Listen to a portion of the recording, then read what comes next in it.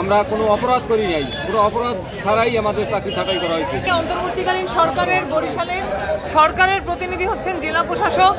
দীর্ঘ প্রায় 10 দিন ধরে এই আকস্মিক ছাঁটাইয়ের পর থেকে 500 পরিবার রাস্তায় বসে আছে, কিন্তু প্রশাসনের পক্ষ থেকে আমরা সেরকম কোনো উদ্যোগ দেখছি না।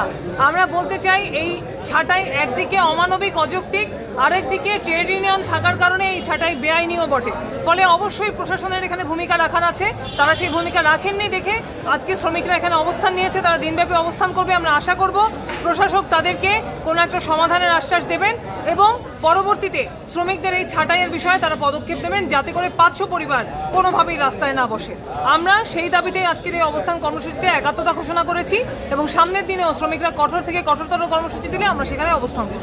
শ্রমিকরা আন্দোলন চালিয়ে যাবে এবং তারা কঠোর থেকে কঠোরতর কর্মসূচি দেবে। তাদের পক্ষে একদিকে মানবিকভাবেও মানুষের দাঁড়ানো দরকার, আরেকটা দিক থেকে আইনের দিক থেকেও এই 500 ছাঁটাই পুরোপুরি বেআইনি। আমরা মনে করি এই ছাঁটাই অবিলম্বে বাতিল করতে হবে, তা না হলে শ্রমিকরা আন্দোলন চালিয়ে যাবে। আমাদের আন্দোলন চালিয়ে যাব। আমাদের একেবারে অযৌক্তিকভাবে আমাদের চাকরি ছাঁটাই করা হয়েছে 570 জন শ্রমিকের। আমরা কোনো অপরাধ করি নাই, পুরো অপরাধ ছাড়াই আমাদের চাকরি ছাঁটাই করা হয়েছে। আমরা এই চাকরির প্রতিবাদে আমরা অবস্থান নিয়েছি। আজকে 9 দিন ধরে আমরা কোম্পানির সামনে অবস্থান নিয়ে বসে আছি। আমাদের কোনো জেলা প্রশাসক কার্যালয়, জেলা প্রশাসকের আমরা তো জানি যে এই জেলা প্রশাসক মানে এটা সরকার এটা দেখার কথা যে আমরা রাস্তা আটকে রয়েছি।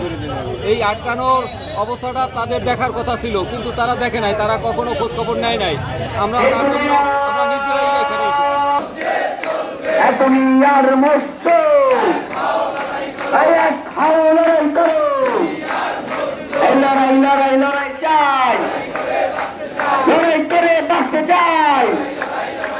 লড়াই করে চাকরি চাই, লড়াই করে চাকরি হবে তো হবে না, মালিক হবে তো শ্রমিক হবে না, হাতে কাজ চাই, চাকরি মাঝে ফেরত চাই।